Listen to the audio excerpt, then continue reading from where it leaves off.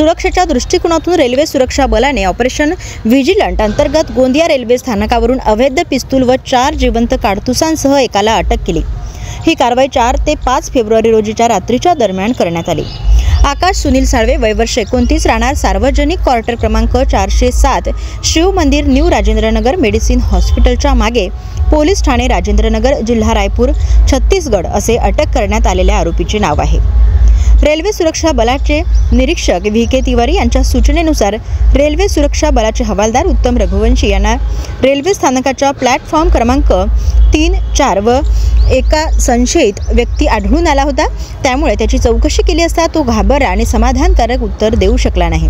संशय बळावल्याने त्याला RPF चौकी गोंदिया येथे आणून त्याची झडती घेतली असता त्याच्या जॅकेटमधून एक पिस्तूल, 4 जिवंत काडतूस, 3000 रुपये, एक पर्स, ड्रायव्हिंग लायसन्स, एक लायटर व विवो कंपनीचा स्मार्टफोन जप्त करण्यात आला।